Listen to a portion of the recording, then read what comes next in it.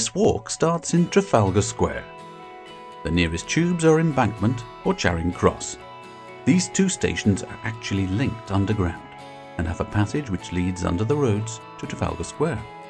The square is dominated by Nelson's Column and by the famous lions, and the best buildings to visit are the National Gallery and St Martin's in the Fields. It's well worth taking a look around the gallery. The main collection is free to visit, and there are over 2,300 paintings. Both the gallery and St Martin's have excellent underground cafes as well. If you walk up the road on the right-hand side of the National Gallery, you will come to the National Portrait Gallery. This is also free and well worth a visit. To continue the walk, return to Trafalgar Square. But before you leave, have a look at the fourth plinth in the far corner from St Martin's. This was an empty display area for over 100 years, but is now home to temporary works of art. At present, it's a model of HMS Victory in a bottle. If you now walk down to the far side of the square, away from the National Gallery, across the busy road, you will see Admiralty Arch. Cross the road and go through into the mall. At the far end you can see Buckingham Palace. Head towards it, but we're going to walk through the park rather than along the road.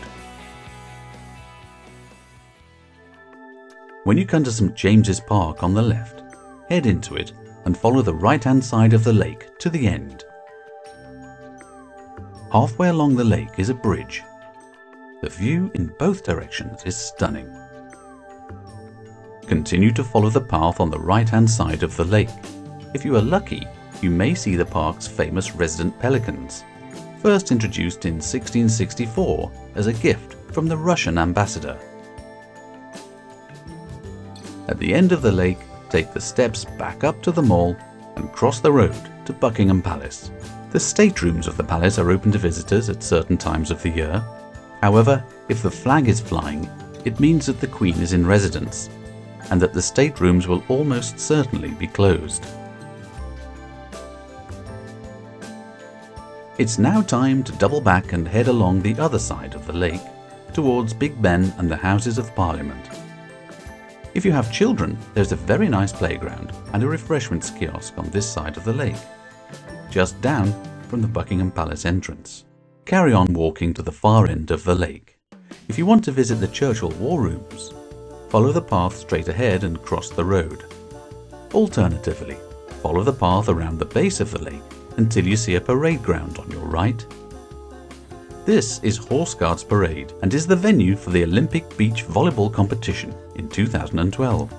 Cross the road and walk across the parade ground and go through the arch on the far side and into Whitehall.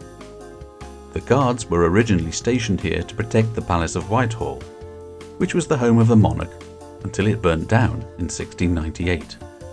Turn right when you reach Whitehall and head towards Parliament Square and Big Ben. You will pass Downing Street on your way. This is the home of the Prime Minister and the Chancellor of the Exchequer. When you reach Parliament Square, you can either cross the square and visit Westminster Abbey, or turn left towards the river and Big Ben. The Abbey has witnessed almost 1,000 years of British history and is acknowledged as one of the finest churches in the Western world. However, at this point of the walk, you are unlikely to be able to do it justice. Probably best to visit on another day. Leaving the Abbey behind, cross the road at the pedestrian lights to walk towards the river.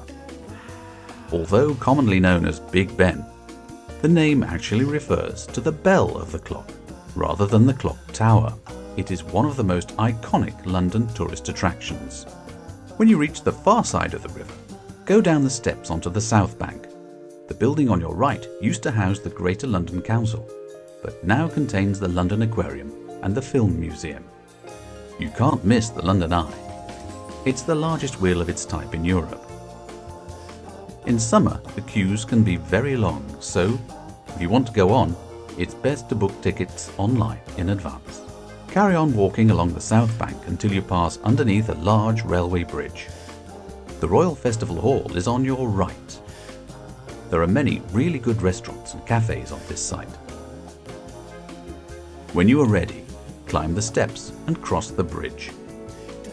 The view downriver from the bridge is one of the best in London. The station at the far side is Charing Cross, with Embankment Station down some steps to the right. This is the end of the walk. For a printable turn-by-turn guide, check out our website at citywalks.tv.